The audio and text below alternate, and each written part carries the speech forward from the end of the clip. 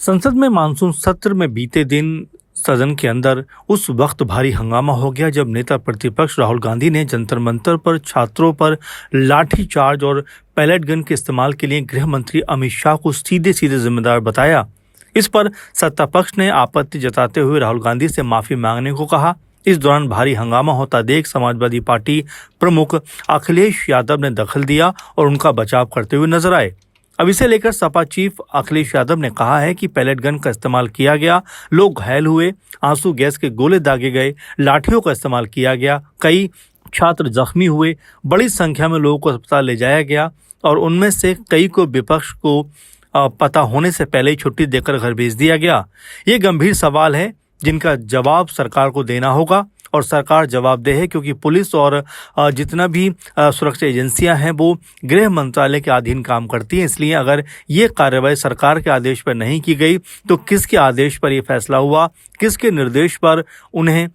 इस घटना को अंजाम देने के लिए बोला गया। आपको बता दें, लोक परीक्षा यानी अनुचित साधन निवारण संशोधन विधेयक 2026 पर लोकसभा में चर्चा के दौरान नेता विपक्ष राहुल गांधी ने आरोप लगाया कि बच्चों पर पैलेट चलाए गए, लाठीचार्ज किया गया, ये सब गृह मंत्री के आदेश पर हुआ। इसके बाद सत्ता पक्ष और विपक्ष में तीखी बहस शुरू हो गई। सत्ता पक्ष राहुल गांधी की माफी पर अड़ गया। इससे पहले भी सदन में विपक्ष ने गृह मंत्री अमित शाह और प्रधानमंत्री नरेंद्र मोदी की अनुपस्थिति को लेकर सवाल उठाए कि इतने महत्वपूर्ण विषय पर चर्चा हो रही है और दोनों ही सदन में नहीं है। राहुल गांधी ने भी कहा कि गृह मंत्री डरे हुए हैं, उनमें हिम्मत नहीं कि वो सदन में आकर जवाब दे पाए। चर्चा के दौरान पक्ष विपक्ष में जमकर नोकझोंक हुई और कई बार सदन की कार्यवाही को स्थगित भी करना पड़ा। फिलहाल संसद के दोनों सदनों में छात्रों पर हुए जिस तरह से हिंसक मामलों को लेकर